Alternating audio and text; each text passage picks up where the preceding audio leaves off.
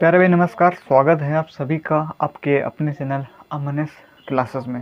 तो चलिए स्टार्ट करते हैं। आज आपका सेट 3/2025 BX है, ठीक है, ये कोड है। तो चलिए स्टार्ट करते हैं। पहला नंबर सवाल क्या कह रहा है और ऑब्जेक्टिव है टेन थीटा बराबर 3/4 तो कॉस थीटा बराबर में मान ज्ञात करना है। तो टेन थीटा बराबर लंब बट्टे आधार होता है, आप जानते हैं, ऐसे काफ़ी सारे सवाल हम लगवा चुके हैं। तो लंब बट्टे जो आधार है वो 3/4 होता है। आप बस ऐसे मान के लिए आप सिर्फ ये याद कर लो, लाल बट्टे कक्का, काफ़ी बार आपको बता चुके हैं। इसमें ये वाला साइन का मान होता है, ये कॉस का, और ये टेन का, और उल्टा कर दोगे तो ये कॉट का हो जाएगा, ये वाला आपका इसका हो जाएगा कॉसेक का, उसका सेक का हो जाएगा, और ये वाला कॉसेक का हो जाएगा, ठीक है। अब यहाँ से ये 3/4 हमें निकालना है। कॉस थीटा में हमें, कॉस थीटा का क्या होता है, आधार बट्टे कर्ण। तो हमें ज़रूरत है किसकी, आधार तो हमारे पास है लेकिन कर्ण नहीं, तो कर्ण की हमें ज़रूरत है। तो कर्ण यहाँ से निकालो। पाइथागोरस प्रमेय सूत्र क्या होता है, कर्ण स्क्वायर बराबर लंब स्क्वायर प्लस में आधार स्क्वायर, ठीक है। अब कर्ण स्क्वायर बराबर लंब का मान कितना है, 3, 9 और इसका 16, तो 16 9 25। तो डायरेक्ट हम के बराबर 5 लिख सकते हैं ना, 25 होगा, यहाँ पर स्क्वायर हटेगा, रूट लग जाएगा, कर लोगे आप, के बराबर 5 आ जाएगा, ठीक है। काफ़ी सारे ऐसे सवाल लगा चुके हैं, तो इनमें तो आप डायरेक्ट ऐसे कर सकते हो, ठीक है, ये भी करने की ज़रूरत नहीं है आपको। अब तो आधार कितना हो गया हमारा, आधार हमारे पास 4 है और कर्ण क्या हो जाएगा 5, तो ये हमारा क्या हो जाएगा, आंसर हो जाएगा, ठीक है। क्लियर हो गया ना, सरल सवाल था। ऐसे काफ़ी सारे सवाल, और ये ऐसे सवाल आना आपका निश्चित है कि ऐसे सवाल आएंगे। अब देखो दूसरा नंबर क्या कह रहा है। इसमें कह रहा है कि एक पासे को एक बार फेंका जाता है तो सम संख्या के आने की प्रायिकता होगी, ठीक है। हम दिखाते हैं तो इसे आपका ज़्यादा टाइम जाता है। वैसे भी आपको ज़्यादा समय बचा नहीं है आपके पास, हिंदी पेपर आपका हो ही गया है। 27 तारीख को पेपर है, आज आपकी कितनी तारीख हो गई, आज 20 तारीख हो गई, ठीक है। तो इसलिए जल्दी जल्दी से समझते हैं चीज़ों को, और आंसर आपके पास होगी। देखो ध्यान से, अब एक पासे को एक बार फेंका जाता है तो सम संख्या आने की प्रायिकता, तो सम संख्या आने, पासे कुल मिला पासा है ना, तो पासे में कितने होते हैं टोटल, 6 होती है ना, 1 2 3 4 5 6 संख्या होती हैं। अब कह रहा सम संख्या आने की प्रायिकता, तो सम संख्या आने की प्रायिकता कितनी होंगी, एक ये 4 और 6, 2 4 और 6, ठीक, 3 संख्या है ना। तो पी ई बराबर अनुकूल संख्या कितनी है, 3 है, और टोटल संख्या कितनी है, 6 है। 3 एकम 3, 3 दूनी 6, ये आपका क्या हो जाएगा, ये आंसर हो जाएगा, ठीक है। ये बस। अब देखो तीसरा नंबर, आते होंगे, बस आपको थोड़ा जल्दी जल्दी करा रहे हैं कि रिवीजन एक प्रकार से समझो, एक प्रकार से, ठीक है। वैसे सवाल आ सकते हैं, कंफर्म है कि ये सवाल आना है, ठीक है। फिर अब बारंबारता बंटन का माध्यक वर्ग निकालना है। वर्ग अंतराल और बारंबारता यहाँ लिख लेते हैं, फिर निकालते हैं, ठीक है। अब माध्यक वर्ग हमें निकालना ना, तो माध्यक की बात हो रही तो हमें इसके लिए संचय बारंबारता निकालना आवश्यक है। तो संचय बारंबारता कैसे निकालते हैं, 7, फिर इसको जोड़ते हैं, 7 8 15, 15 15 30, और ये 40, और इस प्रकार से ये 45, ठीक है। फिर क्या होता है माध्यक में, ये n होता है, इस पर इसका हम करते हैं n/2, तो 45/2 होगा, तो यहाँ से क्या आएगा, 2 दूनी 4, और 2 दूनी 4, 2 5 10, 22.5। फिर देखते हैं 22.5 यहाँ सबसे पहले कहाँ पर आएगा, इसमें आएगा ना, तो बस इसके जस्ट सामने वाला ये आपका क्या हो जाता है, माध्यक वर्ग, ठीक है। यही आपका आंसर हो जाएगा, ठीक, 20 और 30, ये आपका आंसर हो जाएगा।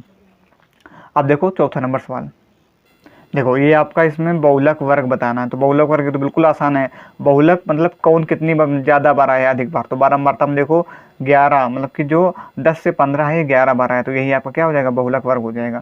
10 से 15 ये आपका डी नंबर जो है आंसर हो जाएगा, ठीक, क्लियर हो गया ना। फिर इसमें निम्नलिखित में से कौन सी घटना की प्रायिकता नहीं हो सकती। अब बताओ घटना की प्रायिकता कौन सी नहीं हो सकती, तो ये तो हो जाएगी, लेकिन ये माइनस में, संख्या माइनस में नहीं हो सकती। कोई चीज़ अगर घटना होगी तो माइनस में थोड़ी होगी, ठीक है। तो इसलिए ये वाला, ये आपका गलत है, ठीक है। ऑप्शन नंबर ये सही हो जाएगा, लेकिन ये वाला जो है वो गलत है। फिर उसके बाद 6 नंबर में देखो लिख लेते हैं, 6 नंबर पर ट्रिग्नोमेट्रिक सवाल है। देखो इसमें हमें क्या करना है ये दिया गया है, इसका मान बताना है। तो यहाँ से कॉट ए बराबर में कर सकते हैं, कॉट ए बराबर 4, ये गुणा में 3 इधर आएगा तो भाग में हो जाएगा, 4/3। और कॉट ए बराबर होता क्या है, 10 ए होता है लंब बटे आधार, और लंब बटे आधार का उल्टा क्या हो जाएगा, आधार बटे लंब, ये कॉट हो जाएगा। अब बस हमें इसका मान बताना है, तो यहाँ से बस इसके मान में पता है, यहाँ को निकालने की जरूरत ही नहीं, क्योंकि 10 बराबर भी होता है लंब बटे आधार। तो 1 माइनस का लंब बटे आधार क्या हो जाएगा, 3 त्रिका 9 और 4 चौको 16 बटे 1 प्लस में 3 त्रिका 9 और 4 चौको 16। ठीक, समझ में आ गया ना। 10 का लंब बट्टे आधार होता है, तो लंब 3 दिया गया और आधार 4 दिया गया है, तो 3 त्रिका 9 और 4 चौको 16। बस इसे हल कर लो जल्दी से। 16 कम 16, 16 में से 9 जाएंगे 7 बट्टे में 9, और ये 16 कम 16 9, 25 बट्टे में 16। ठीक है, यहाँ पर 16, 16 कम 16, 16 9, 16 में से 9 जाएंगे 7, 7 बट्टे में 16, 16 से 16 कट जाएगा, 7 बट्टे में 25 आपका आंसर हो जाएगा। क्लियर हो गया ना। ठीक, अब देख लेते हैं, बिल्कुल सरल सवाल इसलिए ज़्यादा इसमें समय बर्बाद आपका नहीं करेंगे। अब देख लो 7 नंबर। अब देखो 7वें नंबर में कॉस 60 का मान। तो कॉस 60 का मान अगर आपने सारे, हमने कहा था याद कर लो, जरूरी है, याद कर लिए होंगे तो आपको याद होगा। कॉस 60 का मान क्या होता है, 1/2। अब इस वाले को देख लेते हैं, 1 प्लस कॉट स्क्वायर थीटा और बट्टे में 1 प्लस टेन स्क्वायर थीटा का मैं मान निकालना। देखो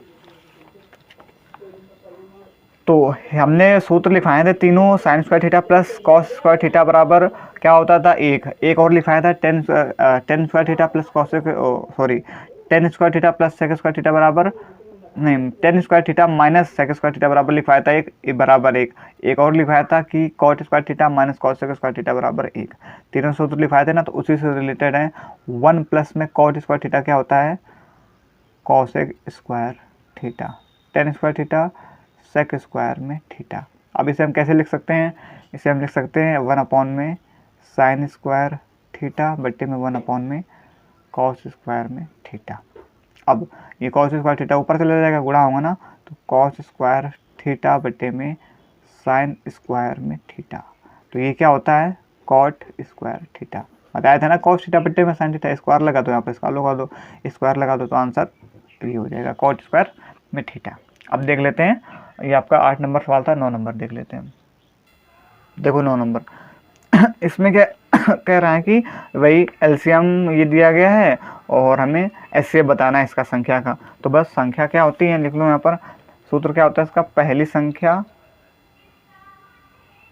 इंटू दूसरी संख्या बराबर एलसीएम इंटू में एचसीएफ। मतलब कि पहली संख्या इंटू दूसरी संख्या का एलसीएम और पहली संख्या इंटू दूसरी संख्या का एचसीएफ। ठीक है, संख्या क्या दी गई दोनों, एक संख्या दी गई 35 और ये दी गई 63। ठीक है, और हमें क्या पता है, एलसीएम पता है, एलसीएम आपका 315 है, तो इसको यहाँ पर गुणा में हो जाएगा, सॉरी भाग में, और ये एचसीएफ हमें बताना है। तो हल कर लो इसको, 9 से कट जाएगा, 9 × 27, बचा कितना है यहाँ पर 4, 45, 9 × 45, 9 × 7 = 63, 35 से 35 खत्म, तो एचसीएफ कितना आ जाएगा हमारा 7, आंसर हो जाएगा। क्लियर हो गया ना, बिल्कुल आसान सवाल है। अब देख लेते हैं 10 नंबर। अब देखो 10 नंबर सवाल। अब इसमें आप चाहें तो किससे कर सकते हैं, ऑप्शन से कर सकते हैं, या एलसीएम ले लो, जो आपको सरल लगे वो उससे आप कर सकते हो। तो हम दोनों चीज़ें से बता देते हैं। अगर आप ऑप्शन से करोगे तो ऑप्शन में आपको ऐसे देखना है कि एलसीएम होता क्या है, ऐसी कोई संख्या लेना है जिससे ये तीनों जो हैं, मतलब कि जो इन तीनों को काट दे, मतलब कि ऐसी कोई संख्या लेना है जो इन तीनों से कट जाए। ठीक है, जैसे हम 60 लेंगे तो 12 से तो कट जाएगी, 15 से भी कट जाएगी, लेकिन 21 से नहीं कटेगी। फिर अगर हम 120 लें तो ये तो नहीं हो सकता, ठीक है, क्योंकि 21 से नहीं कट रही है। अगर हम इसमें से 120 लें तो ये 12 से कट जाएगी, 15 से भी कट जाएगी, लेकिन इससे 21 से नहीं कटेगी, ये भी नहीं हो सकती। फिर अगर हम 210 लें तो ये आपका किससे कट जाएगी, 12 से कटेगी, 12 × 12 बचा कितना है यहाँ पर 9, 90, तो 12 से ही नहीं कटेगी, तो ये भी नहीं हो सकती। तो अब बची कौन सी है, तो यही आपका 420 आंसर हो जाएगा। अभी आप एलसीएम से लासा लेकर के भी कर सकते हैं, वो कैसे करेंगे उसमें भी देखना, यही आएगा 12, 15 और 21, जो आपको सरल लगे उससे कर सकते हैं। 12, 15, 21 इन तीनों का ले लो लासा। तो लासा सबसे पहले छोटी संख्या कौन सी होगी, 3 से होगा ना, 2 से ले लो, 2 से भी चला जाएगा, 2 × 12 और 15 और ये 21। फिर उसके बाद 2 से फिर कट जाएगा, 2 × 3 = 6, 15, 21, फिर कटेगा 3 से, 3 × 3 = 3, 5 × 15, 3 × 7 = 21, फिर किससे कटेगा 5 से, फिर कटेगा 7 से। ठीक, अब 2 दूनी 4, 4 × 3 = 12, 12 × 5 = 60 और 60 × 7 = 420। आ गया ना, जो आपको लगे उससे आप कर सकते हैं। ठीक, क्लियर हो गया ना। अब देख लो 11 नंबर। देखो 11 नंबर सवाल, इसमें कह रहा है कि √2 और 2 - √2 का हमें गुणनफल बताना, क्या होगा, परमेय होगा कि परमेय होगा या पूर्णांक होगा, क्या होगा। ठीक है, तो देखो यहाँ पर गुणनफल का रहा है ना, तो √2 इंटू में 2 माइनस का √2 का, √2 का इसमें गुणा कराओगे 2 √2 हो जाएगा। अब √2 का गुणा √2 में होगा तो 2 होगा, ये बहुत बार बता चुके हैं ना हम। तो √2 का गुणा जब √2 में होगा तो ये 2 हो जाएगा, और माइनस का चिन्ह। तो ये कैसी संख्या है, बताया था ना, तो ये आपका अपरिमेय संख्या है, रूट लगाया ना, अपरिमेय संख्या। ठीक, ये आपका आंसर हो जाएगा। अब देख लो 12 नंबर सवाल। अब इसमें कह रहा है कि बीच की हमें दूरी ज्ञात करनी है। अब बिंदु दिए गए 1, 2, 3 और 4, में 1, बीच की दूरी, बीच की दूरी। तो बीच की दूरी का अगर फार्मूला पता होगा तो ये सवाल आप चुटकियों में कर लेंगे। क्या बताया था सूत्र बीच की दूरी का, लिखो यहाँ पर रूट के अंदर। तो जो जो सूत्र बताते जा रहे हो सारे याद कर लो, आपके पेपर में काफ़ी मदद करेंगे इस सूत्र। क्या बताया था, x1 माइनस का x2 का होल स्क्वायर प्लस में y1 माइनस का y2 का होल स्क्वायर, बस हल कर लो। पता है, ये भी बताया था कि ये x1 का मान होता है, ये y1 का, ये x2 का और ये y2 का। ठीक, अब हल कर लो। x1 का मान कितना है, 2 है, x2 का मान 4 है का स्क्वायर प्लस में y1 का मान 3 है और y2 का मान 1 है का स्क्वायर। 2 में से 4 जाएंगे, 2 बचेगा, माइनस का 2 बचेगा, लेकिन वर्ग हो जाएगा तो 2 दूनी 4 हो जाएगा, प्लस में ये भी 4 हो जाएगा। तो क्या आ जाएगा, √8 हो जाएगा। या तो √8 होगा ऑप्शन में, या आपका 2√2 होगा, क्योंकि 8 को हम 4 दूनी ये 4 गुणा 2 लिख सकते हैं, 4 आपका वर्गमूल होता है, वर्ग होता है 2 का, तो 2 बार आ जाएगा, तो इस प्रकार से 2√2 भी लिखा जा सकता है। तो ये आपका आंसर हो जाएगा। क्लियर हो गया ना, समझ में आ गया। अब देखो 13 नंबर सवाल। इसमें ये आपका उसका वृत्त का सवाल, इसको समझ लो एक बार थोड़ा सा। देखो क्या कह रहा है, इसमें कह रहा है कि यदि 5 सेंटीमीटर त्रिज्या वाले एक वृत्त के बिंदु P पर स्पर्श रेखा PQ केंद्र O से जाने वाली एक रेखा से बिंदु Q पर इस प्रकार मिलते हैं, तो OQ बराबर 12 सेंटीमीटर है, तो PQ की लंबाई ज्ञात करना है। ठीक है, तो 5 सेंटीमीटर त्रिज्या वाला एक वृत्त है, चलो यहाँ पर बना लो। ये आपका 5 सेंटीमीटर त्रिज्या वाला, आप लोग प्रकार से बढ़िया से बनाना, हम सिर्फ समझा रहे हैं आपको। ये 5 सेंटीमीटर त्रिज्या वाला वृत्त हो गया। फिर उसके बाद क्या कह रहा है कि बिंदु P पर स्पर्श रेखा, बिंदु P पर ये आपका एक स्पर्श रेखा इस प्रकार से ऐसे जा रही, स्पर्श करते हुए ये आपका केंद्र हो गया। P पर स्पर्श रेखा PQ केंद्र O से जाने वाली रेखा PQ, ये P हो गया यहाँ से जहाँ से स्पर्श कर रही है, और ये हो गया आपका PQ। ठीक है, ये हो गया Q। ठीक है, और ये तो केंद्र होता है O। फिर उसके बाद क्या कह रहा है कि उससे जाने वाली एक रेखा से बिंदु Q पर इस प्रकार मिलती है कि OQ बराबर 12, ये 12 है, और इसकी त्रिज्या, अब इसको यहाँ से मिला दो, ये वाला जो है यहाँ से काट रहा है इस प्रकार से ये। ठीक, ये जो है ये कितना है, त्रिज्या इसकी 5 सेंटीमीटर है, ये पता है ये, और यहाँ पर ये OQ बराबर, तो PQ की लंबाई बताना है, ये आपका है लंब। ठीक है, फिर अब इसके बाद यहाँ से हमें क्या कर रहा है, हमें क्या निकालना है, तो PQ की लंबाई बतानी है। PQ कहाँ गया, PQ, ये वाली लंबाई बतानी है। तो आपको पता है कि 90 के सामने वाली भुजा होती है कर्ण, तो ये वाली भुजा है कर्ण।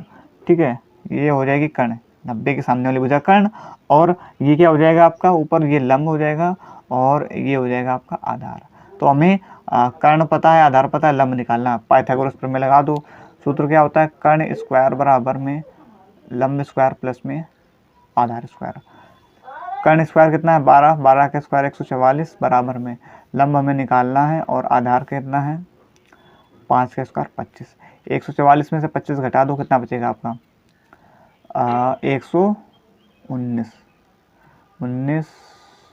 19 से तो बचेगा, घटा लो यहाँ पर 144 में से 25, 4 में से 5 जाएगा, 14 में से 5 जाएगा 9, और 3 में से 2, हाँ 119 बचेगा। ठीक है, बराबर में L स्क्वायर, स्क्वायर यहाँ से हटेगा, रूट लग जाएगा, तो L बराबर आपका कितना आ जाएगा, रूट के अंदर 119 सेंटीमीटर। ये आपका आंसर हो जाएगा। ठीक, क्लियर हो गया ना।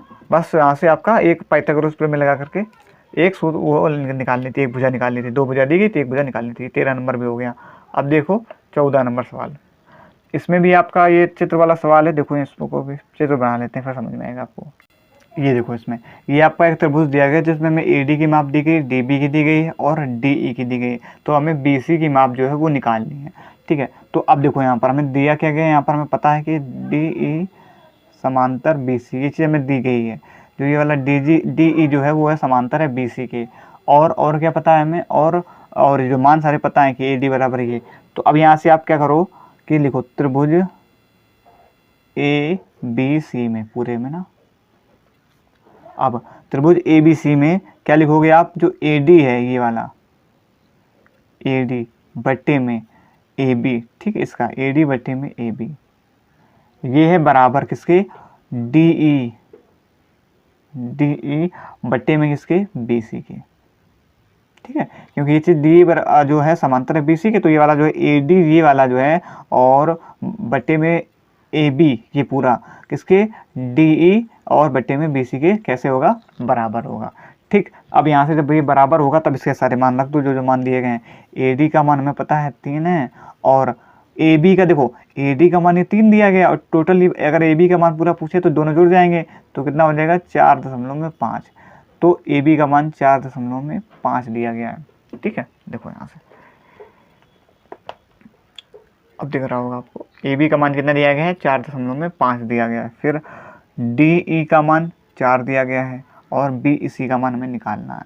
तो कर लो इसको हल, तो ये क्या हो जाएगा, तो ये गुणा होगा ना इस प्रकार से ऐसे, तो 3BC बराबर ये कितना हो जाएगा, 4 पंचे 20 के 0, वहाँ से लग जाएगा 2, 4 चौको 16 और 2 18।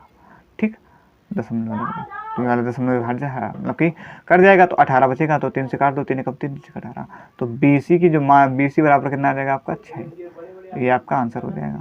ठीक, BC बराबर ये वाली वैल्यू जो है कितनी आ जाएगी, 6 आ जाएगी, ये आपका आंसर है। ठीक, BC बराबर 6 सेंटीमीटर, 6 सेंटीमीटर। ठीक है, अब देखो 15 नंबर, अब देखो 15 नंबर सवाल, यहाँ पर कुछ ज़्यादा ऐसे समझाने वाला नहीं, और जो सूत्र हैं ये सारे सवाल हम पहले लगवा चुके हैं आपको 2 सेटों में, इसलिए ज़्यादा इसमें ज़्यादा बारीकी से नहीं जा रहे हैं। ठीक, बस आपका प्रैक्टिस एक प्रकार से हो जा रहा है, रिवीजन। ठीक है, और ऐसे सवाल हम काफ़ी लगा चुके हैं, और यहाँ पर ऐसे कोई सूत्र भी नहीं आ रहे हैं जो आपको लिखवाना हो, ये सारे सूत्र हम लिखवा चुके हैं जो ऐसे सवाल आ रहे हैं, इसलिए थोड़ा सा हम स्पीड में चल रहे हैं, जहाँ समझाने का होगा वहाँ आपको समझाएंगे भी। अब देखो ध्यान से, आपका कौन सा नंबर, 15 नंबर, इसमें कह रहा है कि 6 सेंटीमीटर त्रिज्या वाले एक वृत्त के त्रिज्य खंड का कोण ये दिया गया है, तो त्रिज्य खंड का क्षेत्रफल। अब त्रिज्य खंड का क्षेत्रफल हम आपको 3-4 बार बता चुके हैं, अब 2 सेट में हम इसको 3-4 बार बता चुके हैं, तो थोड़ा सा स्पीड में चलेंगे क्योंकि हम सारी चीज़ें बता चुके हैं। बस वही हमें त्रिज्य खंड का क्षेत्रफल क्या होता है, दोनों सूत्र बताए थे हमने, तो त्रिज्य खंड का क्षेत्रफल लिखो यहाँ पर क्या होता है। अब बस आपका रिविजन एक प्रकार से करा रहे हैं, त्रिज्य खंड का क्षेत्रफल, जहाँ समझाने, जहाँ नया सवाल आएगा वहाँ समझाएंगे भी आपको अच्छे तरीके से। त्रिज्य खंड का क्षेत्रफल πr² थीटा बटे में 360 बताया था ना, और त्रिज्य खंड का एक परिमाप होता है, उसका भी सूत्र देखो लिख लो अगर आ जाए, तो वो होता है 2πr थीटा बटे में 360। तीनों सूत्र, मतलब दोनों सूत्र हम आपको अच्छी तरीके से 2-3 बार समझा चुके हैं, 3-4 बार। ठीक है, तो हमें इसका सूत्र का उपयोग करना है, क्योंकि यही कह रहा निकालने के लिए, जहाँ पर हमें क्या r का मान पता है 6 दिया गया है, और थीटा का मान दिया गया है 60। बस हल कर लो, हल कर लो। पाई का मान 22/7, और r का मान, यहाँ पाई का मान रखने के लिए नहीं कह रहा, पाई का मान ना रखो। ठीक है, और r का मान दिया गया है हमारे पास 6 गुणा में 6, थीटा का मान 60 है, और बटे में 360, 0 से 0 खत्म, 6 कम 6 छत्रंग 36, 6 से ये वाला 6 खत्म हो जाएगा, आंसर आपका 6 पाई सेंटीमीटर आ जाएगा, सेंटीमीटर स्क्वायर। ठीक, क्लियर हो गया ना, तो यही आपका आंसर हो जाएगा। अब देख लो 16 नंबर, यहाँ थोड़ा अब यहाँ थोड़ा समझाने का है, तो यहाँ थोड़ा आपको हम समझाएंगे भी। देखो 16 नंबर में क्या कह रहा है, इसमें कह रहा है कि 10 सेंटीमीटर भुजा वाले 2 घन हैं के संलग्न फलकों को मिलाकर एक ठोस बनाया जाता है, तो इससे प्राप्त घनाभ का हमें क्या ज्ञात करना है, पृष्ठीय क्षेत्रफल ज्ञात करना है। ठीक है, तो घन है 2 घन है इस प्रकार से, एक घन ये है, ठीक है, इस प्रकार से एक घन दिए गए हैं आपका, ये एक घन बना, और एक घन ये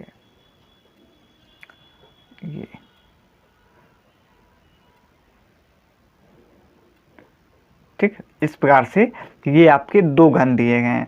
अब क्या किया गया है कि इन घनों को मिला करके एक ठोस बनाया जाता है। अब भाई जब इन दोनों घनों को मिलाया और इसकी जो ऊंचाई दी गई सेंटीमीटर 10 सेंटीमीटर भुजा वाला, तो जो इसकी भुजा जो है कह सकते हैं क्या है 10 सेंटीमीटर है। ठीक है, ये भुजा इसकी 10 सेंटीमीटर। ठीक है, अब क्या बड़ा इन दोनों को जोड़ कर बनाया जाता है ना।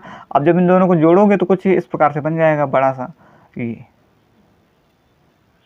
तो एक प्रकार से घनाभ जैसा बन जाएगा। ठीक, कैसा बन जाएगा घनाभ जैसा। तो हमें क्या निकालना है, देखो इतना था यहाँ से ये, इन दोनों को जोड़ दिया, एक ये वाला एक ये वाला, तो इन दोनों को जोड़कर ये पूरा एक घनाभ टाइप का बन गया। तो वही हमें घनाभ का पृष्ठीय क्षेत्रफल निकालना है। अब यहाँ से हमें तीनों भुजा पता चल चुकी हैं, कारण कि देखो यहाँ से ये इसकी जुड़ेगी तो आपका इसकी लंबाई हो जाएगी 20 सेंटीमीटर, क्योंकि इसकी एक की थी 10 और दूसरे की भी 10 थी, तो दोनों जुड़ेंगे तो 20 हो जाएगी। लेकिन जो इसकी चौड़ाई और ऊंचाई में दोनों, इसमें कोई अंतर नहीं होगा, ये आपका 10 ही रहेगी और हाइट भी इसकी 10 ही रहेगी। बस अब घनाभ का तीनों मान में पता चल गए हैं। घनाभ का अगर पृष्ठीय क्षेत्रफल आपको पता है तो ये आप आराम से निकाल लोगे। तो घनाभ का पृष्ठीय क्षेत्रफल क्या होता है, लिख लो यहाँ पर, घनाभ का पृष्ठीय क्षेत्रफल लिख लो। क्या सूत्र होता है, 2 कोष्ठ में LB प्लस में BH प्लस में HL। ठीक, बस मान रख दो, 2 कोष्ठ में L का मान 20 और B यहीं पर कर लेते हैं, 20 दामन 200 हो जाएगा, और ये BH ये हो जाएगा 100, और ये HL 10 और ये 200। कितना हो जाएगा, 2 2 4 और 1 500। 500 गुणा 2 करोगे तो कितना हो जाएगा 1000 यहाँ पर सेंटीमीटर स्क्वायर। आपका ये आंसर हो जाएगा। ठीक, भुजा में एक दी गई थी, दोनों जुड़ेंगे तो ये 20 हो जाएगा, लेकिन इन दोनों में अंतर नहीं होगा चौड़ाई और ऊंचाई में, तो वो 10 बनी रहेगी। और बस घनाभ का पृष्ठीय क्षेत्रफल निकालना था, जो कि हमने निकाल लिया। सूत्र पता होगा तो आराम से निकाल लोगे। तो ध्यान रखना, घनाभ का पृष्ठीय क्षेत्रफल क्या होता है, 2 कोष्ठ में LB प्लस में BH प्लस में HL। ठीक, अब घनाभ की बात हुई है तो घनाभ के सूत्र भी देख लो। ठीक है, क्योंकि अगर हम ऐसे लिखेंगे तो आपका ज़्यादा टाइम लगेगा, इसलिए हम तो इसको हम लिखा है उसी हिसाब समझ लो। सारे सूत्र देखो एक बार, सारे हम आपको रिवाइज करा देते हैं। सूत्र देखो जल्दी से रिवाइज कर लेना। देखो घन का आयतन याद कर लो, घन का आयतन भुजा क्यूब, घन का विकर्ण √3 इंटू भुजा, घन का पृष्ठीय क्षेत्रफल 6 इंटू भुजा स्क्वायर। ठीक है, और फिर अब आ जाओ घनाभ का। तो घनाभ के आयतन की बात होगी तो लंबाई गुणा में चौड़ाई गुणा में ऊंचाई, इसे हम LBH कह देते हैं, LBH। ठीक है, L into B into H। ठीक है, फिर अगर घनाभ का संपूर्ण पृष्ठीय क्षेत्रफल तो 2 कोष्ठ में LB प्लस में BH प्लस में HL। घनाभ का विकर्ण तो रूट के अंदर L स्क्वायर प्लस में B स्क्वायर प्लस में H स्क्वायर। घनाभ का वक्र पृष्ठीय क्षेत्रफल 2 कोष्ठ में L प्लस में B इंटू में H। ठीक, अब बेलन के भी देख लो। अब बेलन का आयतन क्या होता है, सब जबकि सारे सूत्र हम बता चुके हैं एक बार, फिर से एक बार लेकिन रिवाइज कर लो। अब आपको चीज़ें मतलब नई चीज़ें कोशिश करना कि कम ही पढ़ो, जितना पढ़ लिया है वो गलत ना हो पेपर में। तो उसके लिए क्या करो, रिवीजन करो, इसीलिए हम आपकी क्लासें करा रहे हैं। ठीक है, तो जो चीज़ें आप भूलो ना उन्हें, जो आपने पढ़ लिया वो तो कम से कम गलत ना हो। ठीक, अब जो नहीं पढ़ा है तो उसके लिए तो वही, अब जो पढ़ा वो ना गलत होना चाहिए, तो उसको अच्छे तरीके से रिवीजन आपको करना है। तो बेलन का आयतन क्या होता है, πr स्क्वायर में h। बेलन का वक्र पृष्ठीय क्षेत्रफल 2πrh। बेलन का कुल पृष्ठीय क्षेत्रफल क्या होता है, 2πr कोष्ठ में h प्लस में r। फिर देख लो शंकु का। शंकु की बात होगी तो शंकु का आयतन क्या होता है, 1/3πr स्क्वायर h। ठीक है, और शंकु का वक्र पृष्ठीय क्षेत्रफल πrl। चाहो तो सूत्र लिख लो, क्या नाम, एक पन्ने में लिख लो और याद कर लो। ठीक, क्योंकि इससे सवाल आना पक्का है। शंकु का वक्र संपूर्ण पृष्ठीय क्षेत्रफल की πr कोष्ठ में l प्लस में r। फिर गोले के देख लो इसी प्रकार से। गोले का आयतन क्या होता है, 4/3 πr क्यूब। गोले का वक्र पृष्ठीय क्षेत्रफल 4πr स्क्वायर। ठीक है, ये स्क्वायर बना 4πr स्क्वायर। फिर अर्धगोले का देख लो। अर्धगोले का क्या होता है, 2/3 πr क्यूब। अर्धगोले का पूर्ण पृष्ठीय क्षेत्रफल ठीक है, तो ये होता है 3 पर संपूर्ण, तो 3πr स्क्वायर। अर्धगोले का वक्र पृष्ठीय क्षेत्रफल 2πr स्क्वायर। इसी प्रकार से ये भी देख लो, अगर वृत्त के क्षेत्रफल की बात होगी तो πr स्क्वायर, वृत्त की परिधि 2πr स्क्वायर, और ये तो सूत्र बता ही चुके हैं। वृत्त का त्रिज्यखंड πr स्क्वायर θ/360 और वृत्त की त्रिज्या 2r। सवाल आपका पक्का, आपका एक सवाल 2 सवाल तो आना ही है, ऑब्जेक्टिव में आ सकता है, ये आपके बड़े नंबर में आ सकता है। क्लियर हो गया ना, अब आ जाओ अपने सवाल पर। ठीक है, तो हम कहाँ 16 नंबर तक हो गए थे। घनाभ के सारे सूत्र आपको, सारे घन, घनाभ, आयतन और बेलन का आयतन, शंकु, अर्धगोला, गोला, सारे सूत्र आपको रिवाइज करा दिए हैं। अब देख लो, अब इसके बाद ये आपका कौन सा नंबर, 16 नंबर हो गया। 17 नंबर देख लेते हैं। अब 17 नंबर में आपका एक द्विघात बहुपद दिया गया है और इसका हमें शून्यक बताना है। 6x² माइनस का 3 माइनस का 7x के शून्यक देख लेते हैं इसको। तो अब इसका हमें निकालना शून्यक। तो सबसे पहले इसे सही क्रम में करते हैं। तो इसका सही क्रम क्या होता है, द्विघात बहुपद का 6x², फिर ये x वाली वैल्यू होती है माइनस का 7x माइनस का 3, इसका सही क्रम होता है। ठीक है, अब इसे हमें निकालने के लिए शून्य, तो हमने क्या बताया था, इसका गुणा जो ये वाला है, इसका गुणा हम इसमें करते हैं लास्ट वाले में। तो ये कितना हो जाएगा, 6 18। अब हमें ये देखना है कि 18 बनाना कि आपका जोड़ने या घटाने पर आपका कितना आ जाए, 7 आ जाए, और आपका गुणा करने में 18 आ जाए। ठीक, अब हमें ऐसे दो संख्या को देखना है कि जोड़ने और घटाने में 7 बना दे और गुणा करने में आपका 18 बना दे। तो अब आप कौन सी संख्या दो हो जाएंगी, एक हो जाएगी आपके 9 और एक हो जाएगी 7। जब आप 9x में से 2x घटा दोगे तो आपका वो क्या बना देगा, 7 बना देगा, और 9 का गुणा 2 में करा दोगे तो वो आपकी 18 बना देगी। ठीक, क्लियर हो गया ना। अब यहाँ से क्या कॉमन हो जाएगा, यहाँ से 3x कॉमन हो जाएगा, तो अंदर क्या बच जाएगा, 2x माइनस का 3। फिर यहाँ से क्या कॉमन हो जाएगा, यहाँ से आपका कुछ कॉमन नहीं मिलेगा तो एक कॉमन ले लो, 2x माइनस का 3। ठीक है, ये एक यहाँ से आपका ये कॉमन हो जाएगा, तो 2x माइनस का 3 बराबर में 0, और एक मिल जाएगा 3x प्लस में 1 बराबर में 0। बस शून्य मिल गया हमें। तो x बराबर 1 शून्य क्या मिला, 3/2, और 1 शून्य क्या मिला, x बराबर में माइनस का 1/3। तो यहाँ से अब अलग से लिख भी सकते हो, क्या लिखोगे कि शून्य बराबर कौन कौन से, x बराबर में 3/2 और 1 शून्य आपका माइनस का 1/3। ठीक, ये आपका आंसर हो जाएगा। क्लियर हो गया ना। तो ऐसे सवाल हम भी आपको काफ़ी लगा चुके हैं, मतलब लगवा चुके हैं, तो ये भी सवाल में गलती नहीं होना चाहिए। कुल मिलाकर जो हम सवाल लगवा रहे हैं कम से कम उसमें तो गलती ना हो, इसलिए आपको बार बार से मतलब सवाल आ भी रहे सेट में भी, देखो आप आ रहे बार बार, और इसलिए रिवीजन भी आपको करना है। अब देखो ये हो गया 16 नंबर, 17 नंबर। अब 18 नंबर देख लो। अब देखो 18 नंबर। अब 18 नंबर को हल करने से पहले आपको एक चीज़ बताते हैं, इससे भी सवाल आपका 101% है कि आना निश्चित है। ठीक है, आ सकता है। तो अब इससे क्या नाम, यहाँ पर आपकी 3 रेखा होती हैं। ठीक है, जब आप पढ़ा होगा तो वहाँ पर आपकी 3 रेखा होती है, एक होती है प्रतिच्छेदी, एक होती है आपकी संपाती, और एक होती है समांतर। अब इन तीनों की कंडीशन देख लो। यहाँ पर कंडीशन क्या होती है तीनों की, देखो एक आपका, इसे देख लो यहाँ पर एक बनता है जब आपका बनेगा a1/a2। ठीक है, अगर a1/a2 is not equal to b1/b2 होता है, तब ये क्या होता है, ये आपकी होती हैं प्रतिच्छेदी रेखाएं, प्रतिच्छेदी रेखा। ठीक, इसे हम लोग ये भी कह सकता है आपका अद्वितीय हल। ठीक, अद्वितीय हल, केवल एक हल, केवल एक हल। ठीक है, ये 3 आपकी होती कंडीशन है। एक ये होती है पहली। अब दूसरी कंडीशन क्या होती है आपकी, दूसरी कंडीशन ये होती है संपाती की। संपाती कंडीशन क्या कहती है, अगर तीनों बराबर हो, a1/a2 is equal to b1/b2 is equal to c1/c2। अगर ये तीनों बराबर हों तो इसे हम कहते हैं संपाती की कंडीशन। ये आपका बहुविकल्पी में भी आ सकता है और बड़े सवाल में भी आ सकता है। संपाती रेखा, इन्हें हम बोलते हैं संपाती रेखा, अगर तीनों बराबर हैं तो। और इसे हम कह सकते हैं अनंत हल। ठीक है, अनेक हल, अनंत हल या अनेक हल, बात एक ही है, अनेक हल। ठीक है, ये होती है आपकी दूसरी कंडीशन। कब, जब तीनों बराबर होते हैं तो वहाँ पर संपाती रेखा या अनंत हल या अनेक हल। ठीक है, फिर एक तीसरी कंडीशन और होती है, इसमें क्या होता है, ये होती है समांतर की। इसमें a1 is equal to a2 बराबर तो होते हैं b1/b2, लेकिन c1 और c2 जो है बराबर नहीं होते। ये इसे हम लोग बोलते हैं समांतर रेखा, समांतर रेखा। यहाँ पर आपका इसका कोई हल नहीं होता है, कोई हल नहीं, कोई हल नहीं।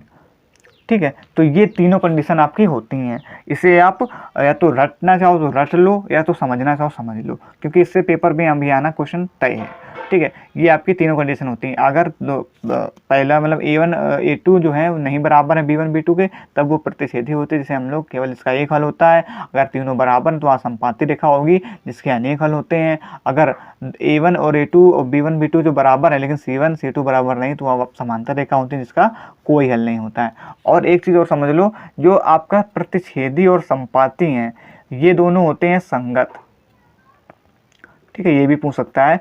लेकिन जो ये आपका समांतर है जिसके कोई हल नहीं होता, ये होता है असंगत, ये भी याद रख लो। ठीक है, तो इस चीज़ को भी अच्छे तरीके से समझ लो। अब आ जाते हैं 18 नंबर सवाल में, क्योंकि 18 नंबर जो है इसी से रिलेटेड है, इसलिए ये चीज़ हमने आपको समझाई। अब देखो 18 नंबर में क्या कह रहा है, इसमें कह रहा है कि आपका दो दिए गए हैं। अब देखो इसमें बताना है कि कौन से हल, इसको हल करके हमें बताना है कि हलों की संख्या क्या होगी, कि केवल एक हल है, अनंत हल है, कि दो हल है, कि कोई हल नहीं है। चलो यहाँ पर लिख लेते हैं। समीकरण आपका क्या दिया गया है, 4/3 x प्लस में 2y बराबर में 8 और 2x प्लस में 3y बराबर में 12। इसे हमें हल करना और हमें बताना है कि इसमें से कौन सी कंडीशन को ये डिफाइन करता है, मतलब कि मिलती है, कौन सी कंडीशन इसमें मिलती है। ठीक है, तो अब यहाँ से आपको ये ए का मान होता है, ठीक है, जो इसका गुणांक बी का, ये बी का और ये सी का, इस प्रकार से ये भी ए का मान और ये बी का मान और ये सी का मान। अब मैं दिखाना, तो इसको सब ऐसे यहाँ पर लिख लो। आप कैसे करोगे कि 4/3 बट्टे में नीचे 2, ठीक है, इससे A1/2 होता है। या आप यहाँ से ऐसे भी समझ सकते हो कि हम यहाँ पर ऐसे लिख सकते हो कि A1 ऑब्जेक्टिव, इसलिए ज़्यादा चीज़ें नहीं लिख रहे हैं, और मतलब 2 या 4 नंबर में सवाल आ जाए तो इसे ऐसे भी लिख सकते हो कि A1/A2 B1/B2 बराबर में C1/C2 से तुलना करने पर, इस चीज़ आप लिख सकते हो। ठीक है, तो यहाँ से 4/3/2 हो जाएगा, फिर बराबर में कर दो 2/3, क्योंकि अभी आप बराबर में लगाओगे, क्योंकि अभी नहीं पता कि क्या कौन सी कंडीशन को फॉलो करेगा। फिर यहाँ से ये 8/12 हो जाएगा। ठीक है, इसके बट्टे में क्या हो जाएगा, 1 हो जाएगा, तो ये क्या बन जाएगा यहाँ से 4 और 3 दूनी 6, ये 2/3, ये कट जाएगा किससे, 4 से, 4 दूनी 8, 4 3 12, 2 दूनी 4, 2/3। अब देखो तीनों क्या हो गए आपके बराबर है, देखो ध्यान से, तीनों बराबर हो गए ना, 2/3 बराबर में 2/3, तो 2/3। अब ये तीनों बराबर है तो किस कंडीशन को फॉलो कर रही है, किस वाली को कंडीशन को, दूसरी कंडीशन को।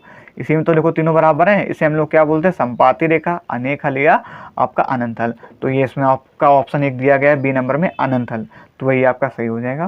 तो यहाँ पर बी ऑप्शन आपका सही हो जाएगा, अनंत हल। ठीक, समझ में आ गई ना बात। तो यहाँ से ये आपका ऑप्शन सही हो जाएगा, 18 नंबर भी क्लियर हो जाता है। अब देख लो 19 नंबर, इसमें आपका क्या कर रहा है, इसमें विविधकर निकालना, एक समीकरण दिया गया है, इसका विविधकर का भी देखो सूत्र आपको बता चुके हैं हम, 3x² माइनस का 4√3x प्लस में 4 बराबर में 0। हमें विविधकर क्या होगा मैं ये बताना, विविधकर का सूत्र क्या बताया था हमने, d बराबर b² माइनस का 4ac बराबर में 0, यही तो होता है। तो अब b का मान क्या होता है, आप ऐसे यहाँ पर भी लिख सकते हो कि ax² प्लस b प्लस सी से तुलना करने पर, तो यहाँ से आपको पता चल जाएगा कि ये a का मान होता है, ये b का मान होता है और ये c का मान होता है।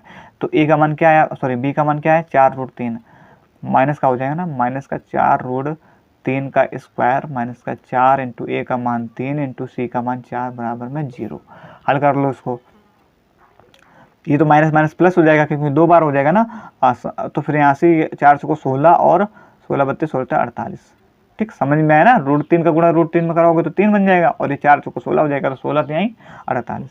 ठीक, अब यहाँ से 4 3 12 और 12 चौको 48, तो 48 में से 48 चले जाएंगे, दोनों कट जाएंगे, तो 0 आ जाएगा। तो इसका विविधकर क्या आ जाएगा आपका 0, ये आपका आंसर हो जाएगा।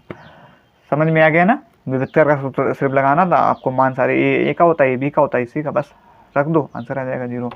ठीक, अब देखो 20 नंबर में, ये आपका एपी से रिलेटेड है। अब यहाँ पर देखो क्या कह रहा है, ये आपका एपी की एक श्रेणी दी गई है, यहाँ पर हमें डी सार्वंतर बताना है कि यहाँ पर सार्वंतर क्या होगा। तो सार्वंतर के लिए क्या होता है, सूत्र आप लगा सकते हो। सूत्र क्या हमें पता है कि ये जो दूसरी संख्या है ये वाला घटा दो तो आपको सार्वंतर पता चल जाएगा। 3√2 में से आप जब 3 घटा दोगे तो देखो प्लस का 3 या माइनस का 3 आपस में कट जाएगा, तो इसका सार्वंतर क्या हो जाएगा, √2, यही आपका आंसर हो जाएगा। तो ये 20 नंबर तक ऑब्जेक्टिव आपके पूरे क्लियर हो गए। ठीक है, हल हो गए। अब देख लो पहले के नंबर को देख लेते हैं सवाल को। आज के ऑब्जेक्टिव में सवाल ज़्यादा कठिन नहीं थे, इसलिए थोड़ा सा हमने जल्दी किया, लेकिन अगर फिर भी आपको कोई सवाल में 20 नंबर तक के किसी भी सवाल में कोई डाउट हुआ हो तो आप हमें कमेंट करके पूछ लेना, हम आपको बता देंगे। ठीक है, अगली वीडियो में। वैसे कोई कठिन नहीं थे, सारे जितने भी सवाल आज 20 नंबर तक मिले हैं सब एक बार आपका पहले या दूसरे सेट में हल हो चुके हैं, इसलिए थोड़ा सा हम जल्दी लेकर के चले क्लियर हो गया ना। और जो जो हम लिखवाते जा रहे हैं, जितने भी सूत्र या कुछ आपको एक्स्ट्रा चीज़ें बताते जा रहे हैं, उसे भी साथ साथ में याद करते जाओ, क्योंकि वो आपको पेपर के ज़्यादा दिन बचे नहीं हैं। तो 27 तारीख से आपको पेपर, 27 फरवरी को, तो उस चीज़ को भी आपके काम आने वाली है, ठीक है। तो उस चीज़ को भी साथ साथ में याद करते जाओ, हम काफ़ी सारी चीज़ें तब तक हमको कराते चले जाएंगे। अब देखो हमें यहाँ पर पहले का क्या कह रहा है कि सिद्ध करो 6√3 अपरिमेय है। अब ऐसा भी सवाल हम लगवा चुके हैं, और हमने आपसे ये भी कहा था ये सवाल आपका इंपॉर्टेंट है, ये पक्का आपको पेपर में तो आना है, ठीक है। तो अब ये सवाल हमने कैसे बताया था, शायद पहला दूसरे सेट में सारे सवाल हमने बताया था। तो अब इसके लिए हम क्या करते हैं, हमेशा ध्यान रखो कि इसमें हम हमेशा विपरीत मानते हैं। कह रहा है कि सिद्ध करो कि 6√3 एक अपरिमेय संख्या है ना, तो हम यहाँ पर मानते हैं कि माना 6√3 जो है वो एक कैसी है, एक अपरिमेय संख्या है। हमेशा ये चीज़ बताई थी, चाहो तो रटना चाहो तो रट लो कि 6√3 एक परिमेय संख्या है, ठीक है। समझोगे तो ज़्यादा बढ़िया रहेगा। परिमेय संख्या है, हमेशा विपरीत माना। फिर क्या करना है, अब परिमेय संख्या है तो परिमेय संख्या को हम बताया, हमने पढ़ा चुके हैं कि P/Q के रूप में लिख सकते हैं। तो बस वही चीज़ यहाँ पर दिखाओ कि अगर ये 6√3 है तो इसे हम P/Q के रूप में लिख सकते हैं ना। यहाँ पर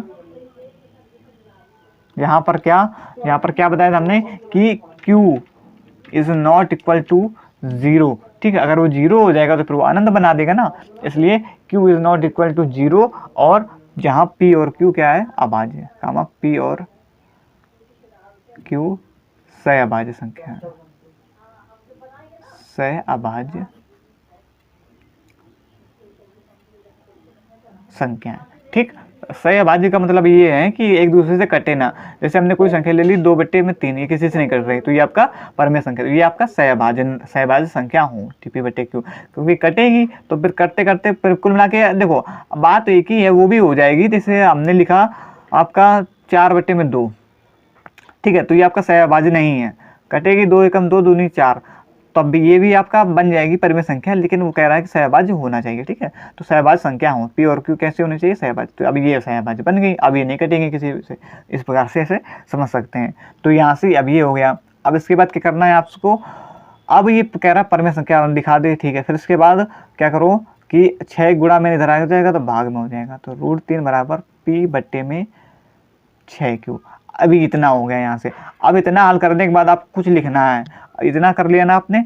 अब यहाँ से आपने दिखा दिया कि परिमेय संख्या है। अब आपको लिखना क्या है कि P/6Q क्या है, एक कैसी संख्या है, परिमेय संख्या है, ठीक है। अब ये दोनों बराबर है ना, तो अतः तब ये √3 भी एक परिमेय संख्या हो जाएगी, अतः √3 भी एक परिमेय संख्या है। ये चीज आपको हर असिद्ध करने वाले सवाल में लास्ट में चीज जरूर लिखना है, ठीक है। परिमेय संख्या है। फिर उसके बाद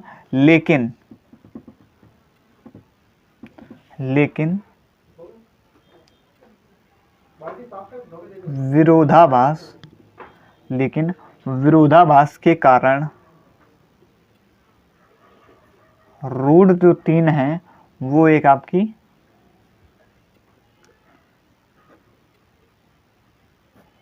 अपरिमेय संख्या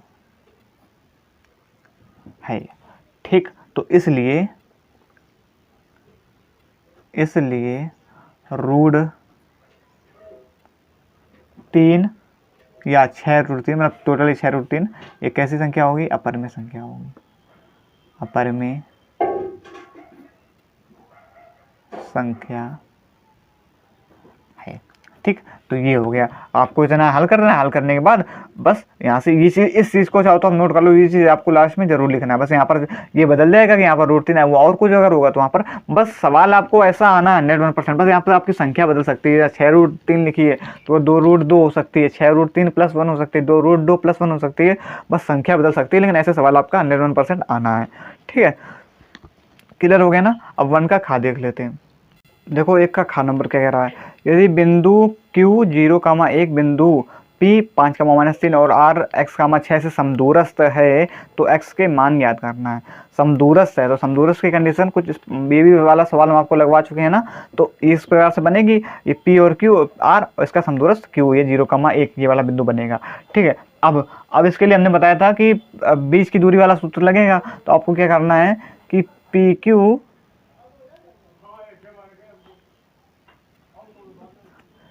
के बीच की दूरी जो है वो बराबर होगा क्यू आर के बीच की दूरी के। ठीक है, अब बस इसको बराबर कर दो, तो पी क्यू क्या बनेगा, यहाँ पर चाहो तो बिंदु लिख दो, आपको हल करने में आसानी रहेगी। 5 कामा माइनस का 3 और 0 कामा में 1, और क्यू आर का क्या बनेगा 0 कामा में 1 और x कामा में 6, ये दोनों बिंदु बनेंगे। अब बीच की दूरी का सूत्र क्या होता है बता चुके हैं, x1 माइनस x2 का होल स्क्वायर प्लस में y1 माइनस का y2 का होल स्क्वायर। इस प्रकार से यहाँ पर भी लिख दो, x माइनस का x2 का होल स्क्वायर प्लस में y1 माइनस का y2 का होल स्क्वायर। ठीक, यहाँ पर ये आपका x1 होता है, ये होता है आपका y1, ये x2 और ये आपका y2। ठीक, क्लियर हो गया ना। हाँ, बीच की दूरी में आपका रूट भी होता है, लेकिन ये रूट जो है रूट से कट जाएगा, इस वाले रूट से यहाँ पर रूट लगा होगा, तो इस वाले रूट से ये वाला रूट कट जाएगा, तो रूट यहाँ पर हट जाएगा। ठीक है, तो इसलिए मैंने रूट लगाया नहीं। अब यहाँ से सारे मान रख दो, x1 का मान होता है 5 और x2 का मान क्या हो जाएगा 0 का होल स्क्वायर प्लस में y1 का मान माइनस का 3, y2 का मान 1 का होल स्क्वायर। फिर यहाँ पर x1 का मान यहाँ पर अब ये वाली वैल्यू रखी जाएगी 0 माइनस का x2 के मान x प्लस में y1 का मान 1 और y2 का मान 6 का होल स्क्वायर।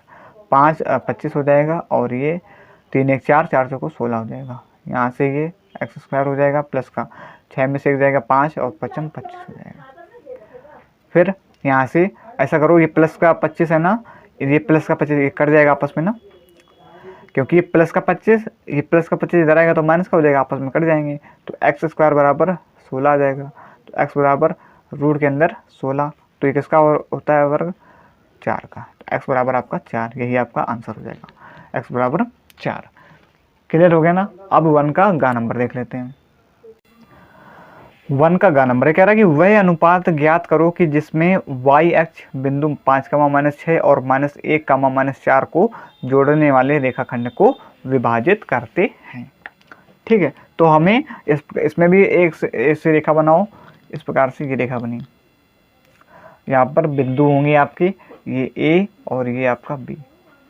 ठीक है, ए का मान क्या दिया गया है 5 माइनस का 6, एक बिंदु 5 माइनस का 6 है, और एक है माइनस का 1 में माइनस का 4।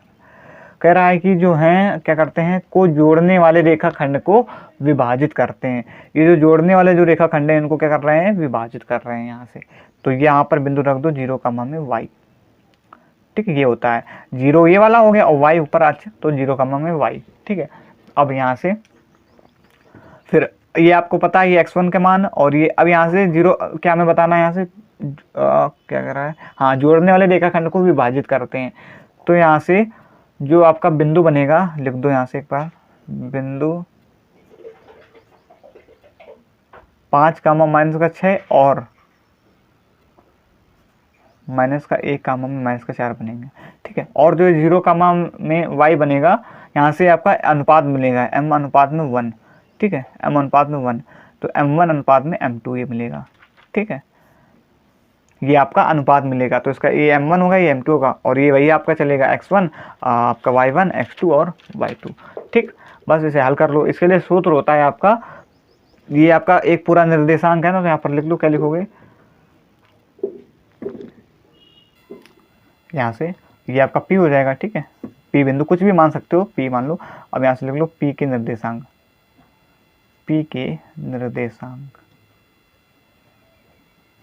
ठीक है, अब इसका निर्देशांक निकालने के लिए जब ये m1 m2 मान दिए गए होते हैं और ये मान दिए गए हो, तो उसका सूत्र एक होता है। सूत्र क्या होता है, m2 x1 प्लस में m1 x2 बटे में m1 प्लस में m2 और कॉमा में m2 y1 प्लस में m1 y2 बटे में m1 प्लस में m2। ठीक, इस प्रकार से ये मान होते हैं। अब यहाँ से p के निर्देशांक हमें पता है 0 में y दिए गए हैं। बस अब यहाँ पर आपको सारे मान रख देना है, m2 x1 के जो मान हैं सारे मान रख दो। तो यहाँ से देखो m2 का मान 1, x1 का मान 5 प्लस में, फिर इसके बाद m1 का मान m इंटू x2 का मान माइनस का 1 बटे में m1 प्लस में m2 क्या हो जाएगा आपका m प्लस में 1, फिर m2 का मान 1, y1 का मान माइनस का 6 प्लस में m1 का मान m और y2 का मान कितना है आपका माइनस का 4, m1 का मान m और इसका मान प्लस में 1। ठीक, इसे हल कर लो तो ये क्या हो जाएगा 5 एकम 5 और ये प्लस माइनस माइनस हो जाएगा माइनस का 5 सॉरी माइनस का m बटे में m प्लस में 1। ठीक, और कॉमा में माइनस का 6 और ये माइनस का 4m।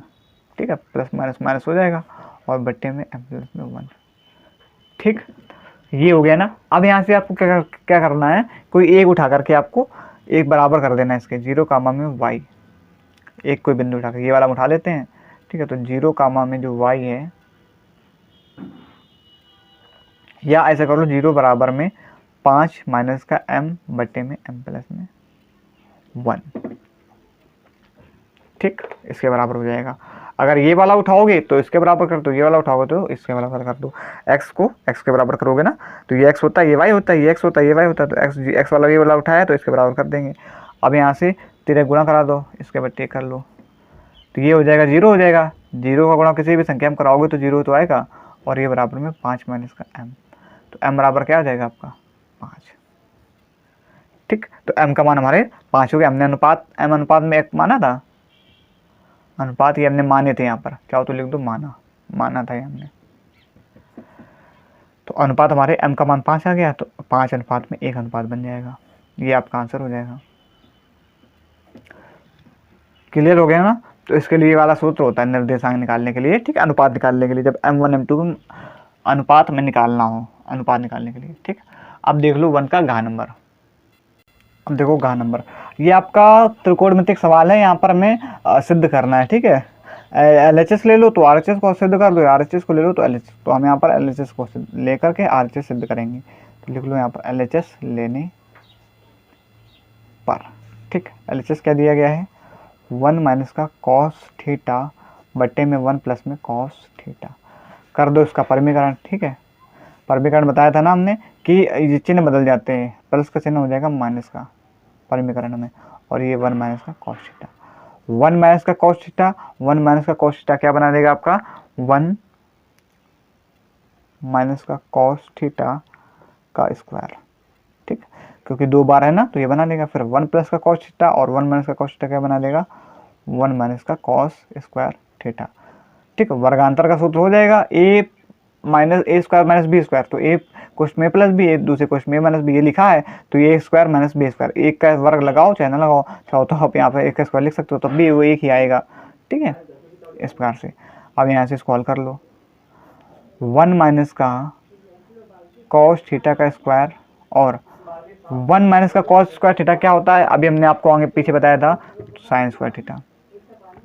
बस अब क्या करना है आपको, यहाँ से 1 माइनस का कॉस थीटा बटे में साइन थीटा का अब पूरे का स्क्वायर लगा दो, चाहे तो ये लिखो चाहो तो ये लिखो, बात एक ही है। हल करोगे तो फिर आपका वही लिख के आ जाएगा, यहाँ से रूट से ये वाला स्क्वायर कट जाएगा।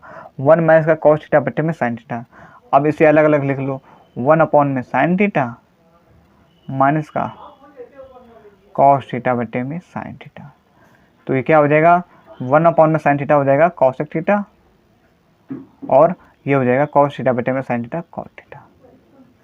सिद्ध हो गया ना। तो यहाँ पर लिख लो RHS प्रूव्ड। ठीक, यही सिद्ध करना था, ऊपर देखो cosec theta minus cos theta, ये हमने सिद्ध कर दिया। क्लियर हो गया ना। तो 1 का घा नंबर भी हो गया। 1 का इंगा नंबर देख लेते हैं। इंगा नंबर में कह रहा है कि त्रिज्या 14 सेंटीमीटर वाले एक वृत्त की एक जीवा जो है वो केंद्र पर 120 डिग्री का कोण अंतरित करती है, तो संगत वृत्तखंड का क्षेत्रफल ज्ञात करो। तो संगत वृत्तखंड का हमें क्या करना है, यहाँ पर क्षेत्रफल ज्ञात करना है। तो चलो इसको भी हल कर लेते हैं। तो यहाँ पर एक सूत्र होता है संगत वृत्तखंड का, या कह सकते हो लघु वृत्तखंड क्षेत्र का क्षेत्रफल, लघु वृत्तखंड का क्षेत्रफल। सूत्र सेम उसके जैसा होता है जो आपने पढ़ा होगा, त्रिज्यखंड का क्षेत्रफल पाई r स्क्वायर थीटा बट्टे में 360 इससे कुछ घट जाता है। इससे घटता क्या है, माइनस का 1/2 आर स्क्वायर साइन थीटा, ये इससे घट जाता है। बस इसको हल कर लो। अब इसको हल करते टाइम आपको साइन 120 अंश डिग्री की वैल्यू की ज़रूरत पड़ेगी, तो हम पहले से लिखवा दे रहे हैं। साइन 120 अंश का मान होता है √3/2। ठीक, हल कर लो इसको। और इसको भी ध्यान रखना, साइन 120 डिग्री की जो वैल्यू होती है वो √3/2 होती है। अब पाई का मान 22/7, आर का मान यहाँ पर आपको दिया गया है 14 सेंटीमीटर, यहाँ पर लिख लेते हैं। आर की वैल्यू दी गई है 14 है, और थीटा का मान 120 डिग्री दिया गया है, इसीलिए थीटा का मान 120 दिया गया ना, इसलिए हमने आपको यहाँ पर 120 की वैल्यू बताई है। अब देखो पाई का मान हो गया, आर का मान 14 इंटू में 14, थीटा की वैल्यू 120/360। ध्यान से हल करना, ठीक है, कैलकुलेशन थोड़ी सी लंबी है। 1/2 14 गुणा में 14, और साइन थीटा की वैल्यू यहाँ पर साइन थीटा की जगह 120 लिखोगे, तो यहाँ पर हम डायरेक्ट लिख दे रहे हैं √3/2। यहाँ से देखो काटो, इससे ये कट जाएगा, और 12 कम 12, 12 3 36। फिर इसके बाद 7 दूनी 14, 22 दूनी 44 गुणा में 14 करोगे तो ये आपका 616/3 बनेगा यहाँ से। ठीक है, हल कर लेना। फिर यहाँ से ये कट जाएगा, 2 कम 2, 2 7 14, फिर यहाँ से ये कट जाएगा, तो ये बन जाएगा 7 7 49। अब √3 की वैल्यू यहाँ पर हमें दी गई है, तो इसे लिख लो। √3 की वैल्यू क्या होती है, 1.732, हम बता भी चुके हैं। फिर यहाँ से 616/3 को हल कर लो।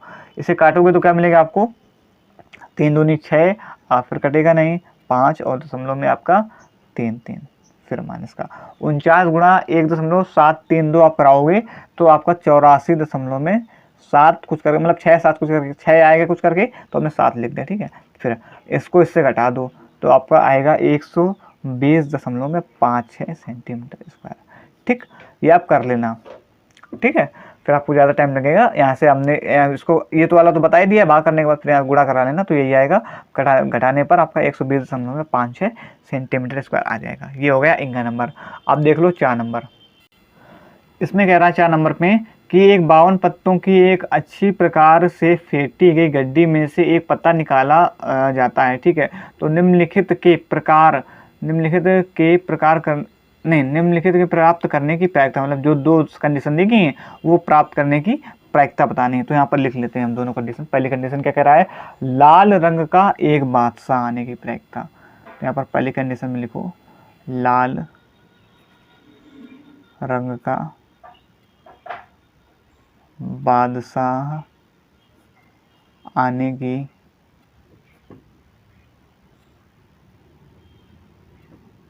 प्रायिकता। ठीक, और यहाँ पर लिख लो कुल पत्ते में पता है 52 है। ठीक है, अब जब लाल रंग के बादशाह होते कितने, 2 होते हैं। ठीक है, लाल रंग के जब बादशाह 2 होते हैं, यहाँ पर ये आने की प्रायिकता निकालना, तो उसके यहाँ पर सूत्र लिख देते हैं, P बराबर 2/52 काट दो तो 1/26 आएगा। ठीक है, लाल रंग के जो बादशाह होते हैं वो 2 होते हैं। यहाँ पर लाल रंग के जो बादशाह होते हैं वो 2 होते हैं। ठीक, ये चीज़ें आपने पढ़ी होंगी, तो आपका यहाँ से कर 2 हो जाएगा। और अब मैंने बताया था कि अनुकूल संख्या बट्टे में कुल संख्या 2 और कुल संख्या 52, तो काटोगे तो 1/26 हो जाएगा ये वाला। ठीक, अब इसके बाद देखो दूसरा नंबर क्या कह रहा है। इसमें हमें निकालना है एक तस्वीर वाला पत्ता, या एक फेस कार्ड जिसे हम लोग बोलते हैं, एक तस्वीर वाला पत्ता। ठीक है, तो तस्वीर वाले पत्ते देखो, आपका जोकर के 4 होते हैं, 4 क्वीन के होते हैं और 4 किंग के होते हैं, मतलब राजा के। 4 जोकर के, 4 रानी के, और 4 होते हैं आपका उसके राजा के। ठीक है, तो टोटल 12 पत्ते होते हैं। फेस मतलब चेहरा वाले पत्ते, तो टोटल 12 पत्ते होते हैं 52 में। तो यहाँ से इसका मैं प्रायिकता निकालना, तो लिख लो तस्वीर वाले पत्ते की प्रायिकता, इसे हम फेस कार्ड भी कह सकते हैं। फेस कार्ड मतलब तो जिसमें तस्वीर दिखती है, तो टोटल 12 पत्ते होते हैं। तो अनुकूल पत्ते 12 और टोटल कितने होते हैं 52। काट दो, 4 3 12 और 4 एकम 4 और 3 होगा,